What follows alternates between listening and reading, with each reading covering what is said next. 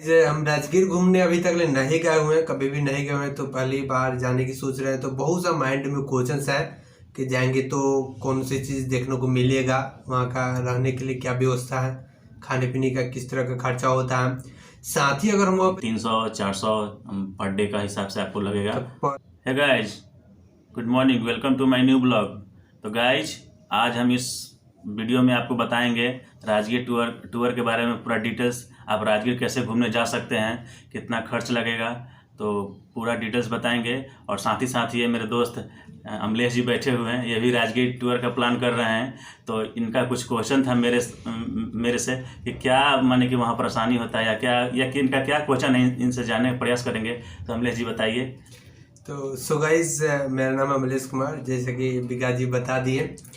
तो गाइज, हम राजगीर घूमने अभी तक ले नहीं गए हुए हैं, कभी भी नहीं गए हुए हैं, तो पहली बार जाने की सोच रहे हैं। तो बहुत सा माइंड में क्वेश्चंस है कि जाएंगे तो कौन सी चीज़ देखने को मिलेगा, वहाँ का रहने के लिए क्या व्यवस्था है, खाने पीने का किस तरह का खर्चा होता है। साथ ही अगर हम वहाँ पे जाते हैं तो किस तरह का रिस्क होगा, वहाँ पे सामान सब चोरी वोरी होता है या फिर चोरी कितना है, इस सब के बारे में कुछ भी नॉलेज नहीं है। और अगर आप भी घूमने जाना चाहते हैं तो आपको यह जानना बहुत ही ज़रूरी हो जाता है। तो इनसे जानेंगे। मेरा क्वेश्चन है, तो सबसे पहले मेरा क्वेश्चन है, राजगीर में क्या बेस्ट जगह है, मतलब कि कौन कौन सी जगह है जो हमको देखना चाहिए या फिर उससे मिस नहीं करना चाहिए जाने पे, थोड़ा बताइए आप लोग। तो गाइज, जैसा कि राजगीर टूर के बारे में आप लोग को बता देते हैं। राजगीर का सबसे बेस्ट जो मुझे लगा, जू सफारी लगा, और साथ ही साथ नेचर सफारी लगा मुझे, जो बहुत ही इंटरेस्टिंग। जू सफारी तो फिलहाल 2-3 महीने से ही ओपन हुआ है, तो बहुत ही मुझे यूनिक लगा। स्पेशली वो शेर वाला सफारी जो था, बहुत ही, आप शेर सफारी में आप जाइएगा तो एकदम वैन के पास ही आपको शेर मिलेगा, और एकदम गाड़ी के आसपास में ही, कभी तो सड़क पे मिल जाएगा तो कभी एकदम पास ही में मिलेगा आपको। तो बहुत ही मज़ा आया। और नेचर सफारी में ग्लास ब्रिज हो गया या फिर सस्पेंशन ब्रिज हो गया, बहुत अच्छा लगा। और क्या है, मतलब कि और ग्लास ब्रिज मतलब कि घूमने वाला मतलब कैसा है? बहुत ही माने कि वो एकदम माने कि ऊपर से आप जाके देखिएगा तो एकदम नीचे एकदम खाई है, और एकदम चारों तरफ केवल नेचर ही नेचर मिलेगा। डर लगता है? डर तो लगता नहीं है, लेकिन नीचे देखने पे लगता है एकदम खाई टाइप का है, लेकिन एकदम हम लोग ग्लास पे रहते हैं तो डरने की कोई बात नहीं है। कभी ऐसा मतलब चढ़ने पर ऐसा नहीं लगता कि हाँ मतलब ग्लास टूट जाएगा तो गिर उड़ जाएंगे? कितना खाई रहता है नीचे? बहुत ही खाई रहता, बहुत एकदम पूरा पहाड़ के पीक पे बनाया गया है, और नीचे देखने पे एकदम खूबसूरत, और चारों तरफ हरा भरा एकदम जंगल ही जंगल है, और एकदम क्रिस्टल क्लियर नीचे आपको दिखाई देगा। अच्छा, बहुत ही अच्छा लगेगा। हाँ, मतलब कि साइड से, मतलब कि किस तरह है, मतलब साइड से नीचे लबने उबने? नहीं, वो साइड से वो दिया गया है, वो सेफ्टी के लिए वहाँ पे बनाया गया है। बहुत ही अच्छा मतलब कि वहाँ पे गार्ड सब रहता है पूरी देखभाल के लिए? जी, गार्ड सब भी रहता है। और अगर आप राजगीर ट्रिप करते हैं तो कम से कम आप 2 या 3 दिन का आप प्लान बनाएं। अच्छा, दिन से याद आया हमको, मतलब कि अगर हम 2-3 दिन का बोलेंगे प्लान बनाते हैं, मान लेते हैं कि कोई जगह था एक दिन में वापस आना, तो अथी नहीं होगा, संभव नहीं है। अगर आसपास के तो आ जाएगा। तो अगर हम जाते हैं एक दिन रहते हैं तो वहाँ पे रहने का व्यवस्था क्या है? वहाँ पे आप बहुत सारे होटल भी हैं, आप ले सकते हैं। अगर आप स्टूडेंट हैं तो आपको 300-400 पर डे का हिसाब से आपको लगेगा। तो पर डे का मतलब कि 24 घंटा या फिर एक रात के? नहीं, 24 घंटा जैसा वो। आप एक तो हम वहाँ पे रहे थे जहाँ पे बेनुवन पार्क है, जस्ट उसके अपोजिट में एक होटल था और लॉज टाइप का था। तो वहाँ पे हम रुके तो हमको चीप एंड बेस्ट, वो तो बोले थे 400, लेकिन हम बोले कि नहीं, हमको 300 में दे दीजिए। तो वो एक सेपरेट हमको रूम मिला, और लेटरिन बाथरूम सब चीज़ सुविधा था वहाँ पे। 300 में हमको 24 घंटा के लिए मिल गया, तो हम रह गए। प्लस हम बाइक भी ले गए थे, वहाँ पे पार्क करते थे, और जब हमको घूमने का मन करता था। आप पटना से राजगीर बाइक से ही चले? जी, हम बाइक से ही चले गए। यहाँ से क्या किलोमीटर पर? लगभग आपको 110 किलोमीटर के आसपास में पड़ेगा पटना से। और जनरली जो पटना से बहुत सारे लोग जो हैं बाइक से ही प्रीफर करते हैं। हाँ, तो 110 किलोमीटर ज्यादा नहीं हुआ था। 3-4 घंटा बाइक चलाइएगा तो आप चले जाइएगा वहाँ पे। तो बाइक यहाँ से लेकर को वहाँ गए तो फिर मतलब बाइक से तो अंदर पार्क में नहीं गए होंगे? वहाँ पे हर एक जगह माने कि पार्किंग का व्यवस्था है। जैसे आप जंगल सफारी में जाइएगा तो वहाँ पे पार्किंग के लिए व्यवस्था है, 10-20 रुपया वहाँ पे लगता है पार्किंग के लिए। आप नेचर सफारी में जाइएगा तो वहाँ पे भी आपको लगेगा, हर जगह माने कि देना पड़ेगा आपको। अगर हम राजगीर पार्क में जाते हैं तो मतलब कितना बड़ा पार्क है वो राजगीर जैसे कि हर जैसे जू सफारी जाइएगा तो जहाँ पे आप टिकट लीजिएगा ना तो वहीं पे आपको पार्किंग का व्यवस्था है। सब एक ही जगह है कि अलग अलग है? जैसे कि ये गेट है, ये गेट मान ली कि है आप सामने, तो इधर साइड में मान की पार्किंग व्यवस्था है लिखा हुआ है। और जितना भी गाड़ी जो भी लेके जो 4 व्हीलर लेके जाते हैं तो उनके लिए अलग पार्किंग है, बाइक लेके आप जाते हैं तो उनके लिए अलग पार्किंग है। पार्किंग है कितना? हर एक जगह लगभग 20 रुपया 10 रुपया ऐसे लगता है। कितना देर के लिए, कितना भी लगा? हाँ माने कि सुबह से शाम तक आप लगा सकते हैं। अच्छा, तो वहाँ पर रिक्स नहीं ना? नहीं, किसी तरह का कोई रिस्क नहीं है, वहाँ पे अवेलेबल है, हर चीज़ अवेलेबल है। खाने उन्ने के बारे में बताइए, कितना लगेगा? खाने पीने के बारे में वहाँ पे हर एक तरह का होटल है। अगर आप स्टूडेंट हैं तो आप 60-70 रुपये में खा सकते हैं। अगर आप अच्छा रेस्टोरेंट में खा सकते हैं 200-300, माने कि जिस तरह का आपका पॉकेट मनी के ऊपर डिपेंड करता है कि आप किस तरह का माने कि फैसिलिटी चाहते हैं। अगर होटल भी लेना चाहते हैं तो आप 2000, 3000, 4000, 5000 हर एक तरह का है। अगर 500 में भी ले सकते हैं, 300, 400 में भी मिल सकता है, जिस तरह का आपको माने कि लेना चाहते हो ले सकते हैं। समझ गए। हमको एक और बात बताइए कि अगर हम पैदल जाते हैं तो यहाँ से गाड़ी से बस से जाते हैं घूमने, तो वहाँ पे जाने के बाद में हमको उस एरिया में मतलब पूरे पार्क में अगर हमको पैदल है घूमने वाले हैं तो मतलब कि कितना समय लग जाएगा हमको घूमने में?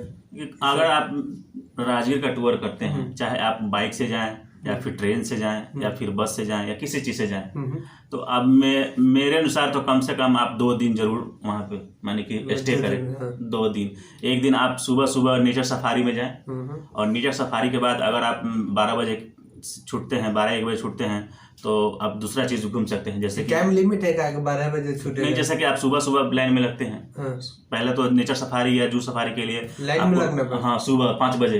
टिकट कितना लगता है वहाँ पे? अगर एंट्री फी 50 रुपया है नेचर सफारी के लिए और जू सफारी के लिए 100 रुपया है। तो आप सुबह 5 बजे जाते हैं तो 9 बजे से माने कि एंट्री हो जाता है। और स्पेशली नेचर सफारी के लिए तो आप सुबह 5 बजे जाना ही पड़ेगा आपको। और जू सफारी के लिए आप 6 बजे 7 बजे जाते हैं। कभी कभी भी रहता है जू सफारी में, लेकिन अगर नेचर सफारी के लिए आपको सुबह 5 बजे जाना ही पड़ेगा। नहीं तो अगर 8 बजे के बाद जाते हैं तो आपको टिकट बिल्कुल ही नहीं मिलेगा। वहाँ पे लिमिट रहता है कि 1000 ही आपको टिकट डेली सेल है, उसके बाद क्लोज हो जाता है वहाँ पे। और जब एंट्री आप हो जाइएगा तो उसके बाद अंदर जाने के बाद जब आप बस से अंदर जाइएगा तो उसके बाद फिर अलग ग्लास ब्रिज के लिए आपको 125 रुपये अलग टिकट देना पड़ेगा फिर से। हाँ, एंट्री केवल 50 फीस है और अंदर जाने के बाद 125 रुपया ग्लास ब्रिज के लिए है। अच्छा, हम थोड़ा कैलकुलेट करते हैं, बताइए तो। कि जैसे आप घूम करके आए हैं ना? जी, तो मतलब कि आप घूम करके आए हैं तो आप बताइए तो जैसे हम राजगीर हम चले जाए कल हमको पार्क में अंदर जाने पर कितना खर्चा हो जाएगा यह बताइए। सबका अलग अलग आप पूरा बताइए। जैसे एंट्री फी 50 रुपया, नेचर सफारी के 50 रुपया एंट्री फी हो गया। फिर और पूरा नेचर सफारी में आप 1000 रुपया खर्च मान लीजिए। 50 रुपये एंट्री फी। अगर आप ग्लास ब्रिज जाते हैं तो 125 रुपया, सस्पेंशन ब्रिज 10 रुपया, फिर साइकिलिंग वाला उसका भी लगता है। मतलब टोटल आप नेचर आते में आप पूरा करते हैं तो 1000 खर्च मान लीजिए। 1000 खाली उधर अंदर घूमने में है। हाँ, नेचर सफारी अगर मिनिमम करना चाहते हैं तो कम से कम आप 500 मान लीजिए। तो मतलब कि 500 रुपये हम लगाएंगे, चाहे 1000 लगेगा तो 500 में हम सब नहीं ना घूम पाएंगे। जैसे कि 500 में है कि जैसे कि कितने आदमी हैं केवल ग्लास ब्रिज घूमते हैं या फिर ये साइकिलिंग करते हैं, कितने लोग हैं केवल जीप करके आते हैं और ग्लास ब्रिज करके आते हैं, कितने को माने कि साइकिलिंग नहीं पसंद है तो साइकिलिंग नहीं करते हैं। तो सबका अपना अपना चॉइस है।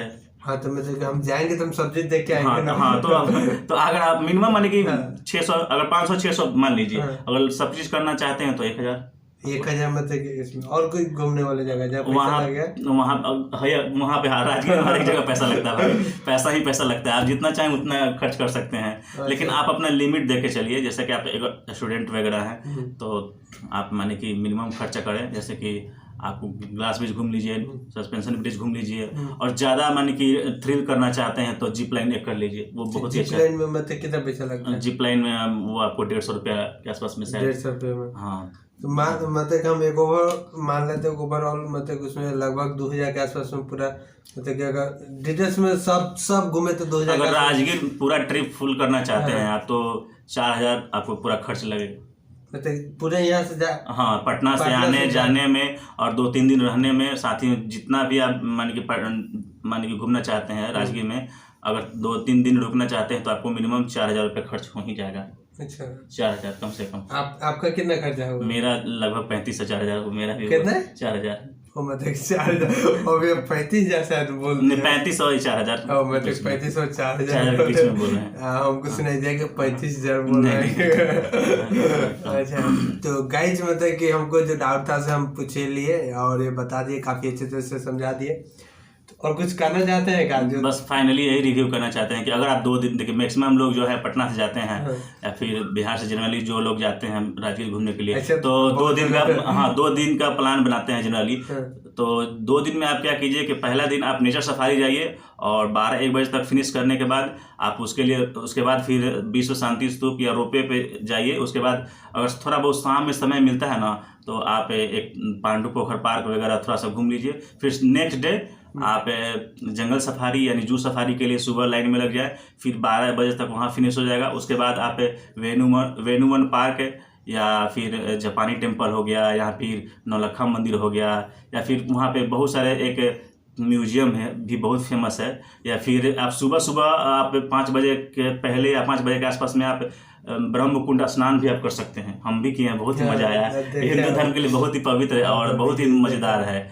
और अगर तीसरा दिन आपका प्लान है रुकने का, तो आप पहाड़ पे वहाँ पे जरूर जाएं। ब्रह्म कुंड के पीछे एक बहुत बड़ा पहाड़ है। पहाड़ तो वहाँ पे बहुत सारे जगह चढ़ने के लिए है, आप वहाँ पे भी जा सकते हैं। और आप विश्व शांति स्तूप के लिए जाइएगा तो वहाँ से एक घोड़ा कटोरा का भी मानी कि आप टूर कर सकते हैं। आप मेरे ब्लॉग में देखे होइएगा, जा करके देख लीजिए, इसी चैनल पे है। ठीक है, तो दोस्तों आप मेरे चैनल को सब्सक्राइब कर दीजिएगा, विकास राव, और लाइक कीजिएगा और अपने दोस्तों के यहाँ शेयर करना मत भूलिएगा, नहीं भूलिएगा, है ना। क्योंकि गाइज यहाँ पे आपको तो सबसे पहले कि आप बिना राजगीर गए हुए राजगीर को देख सकते हैं, है ना। क्योंकि पूरा वीडियो से डाल दिए हुए, जहाँ घूमे से डाल दिए हुए।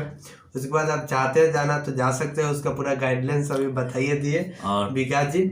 इसके अलावा आप लोग का कुछ कमेंट वगैरह होगा जो और भी डाउट होगा तो आप कमेंट कर सकते हैं, और भी कुछ पूछना चाहते हैं तो आप मेरे वीडियो के माध्यम से आप कमेंट कर सकते हैं, मैं आपको रिप्लाई जरूर दूंगा। तब तक के लिए bye bye. Bye bye. Thank you. काटिए हटाइए।